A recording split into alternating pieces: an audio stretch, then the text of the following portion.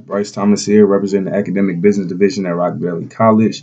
And this is Proverbs Product, stepping into your best life now, producing with Proverbs. I'm going to dive right into it this week.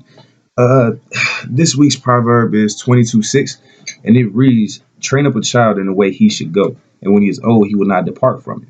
So when I look at this, first thing I get is if you instill those values, if you instill that mindset, if you instill all the characteristics and attributes that it takes to be successful in this world into a child when they're small, chances are they won't have to learn as much. They won't have to be so low starting. You know what I'm saying? If you teach them when they're young, they already be there, and all they got to go is up. They won't have to go through them hard times trying to learn on their own. And this is kind of really relatable to me because I want to be a teacher, secondary education, history teacher. It's not like I just love history so much that I want to teach kids. Nah, it's kind of the other way around. I really love working with kids. I love seeing kids grow and develop. I love seeing kids have that light bulb moment. And it just happens that I like history.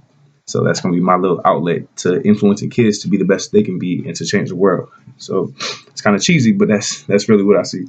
In addition to teaching, I don't want to just be a teacher that stands behind a classroom and says, you can do this, you can do that, you can do this, you just got to believe. Nah, I want to be a mentor as well. So all those kids that they may hear it, but unless it's applied to them, they won't feel it. And I feel like that's my job. I got to make sure they feel it. I got to mentor them. I don't want to just teach. I want to mentor.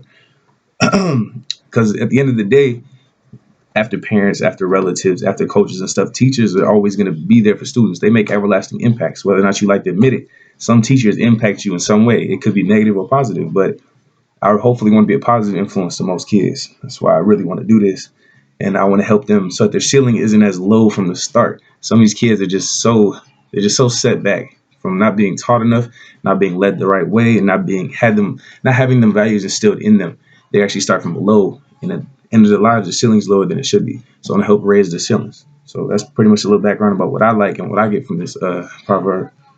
But there's an important concept that I learned when I was in high school, and I hear it more in college. It's called Looking Glass Self.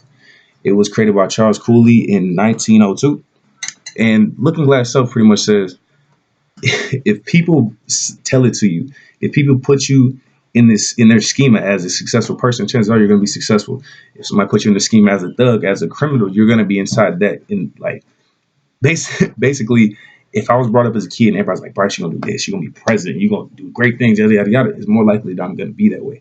But if somebody looks down on me and says you won't be anything, you got to do nothing with your life, chances are I'm not gonna do anything in my life. So words really do have power, and that kind of brings you back to this little side proverb within the bigger proverb. That's actually 12:18. I'm sorry, forgive me, 12:18.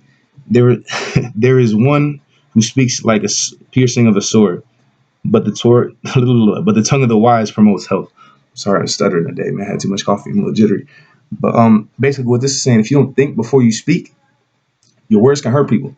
Your words can tear down people. Your words can bring them off the pedestal that they're on. And not saying that in a bad way. If kids on a pedestal, you rise them up, you tear them down. That's not good. But people who are wise, people who think before they speak, who really are sincere about what they say, promote health. So basically, if let's say you got a little kid, like I'm a teacher, I got a kid in my class who talks all the time. It's kind of annoying. If I tell him to sit down and shut up, is that not, that's not benefiting him. Rather, I could say, since you like to talk so much, we can find a way that we can get that into the lesson plan. If I want to help him teach a class one day, I can teach him the material and it's actually doing something constructive. It's a little hypothetical, but still, I can. It's just working with where kids are at. But basically, the equation with this is if you speak highly of somebody, they're gonna fly even higher. That's my way of viewing the world. If I tell a kid he will be successful, chances are he's gonna be more successful than I envision he will be. But you just gotta instill them values. That's pretty much all I had today. I think you should really train up the children and think about it. We're just because we're adults doesn't mean we're not grown. So when it says child in here, it doesn't necessarily mean that it's just 11 through 18 or whatever. This doesn't mean you an adolescent. It means everybody. We're all pretty much still children. We're all still growing and developing. So it doesn't mean just speak highly to the kids. It means speak highly to each other. 'Cause at the end of the day, the more we do that, the more successful we're going to be as a society, as a people, and as a big family. You know what I'm saying? But that's all I have today. Sorry, I was a little shaky today. I had too much coffee. I had like 3 cups. But you guys have a good day. Thank you, Rock Valley, for helping us put this together.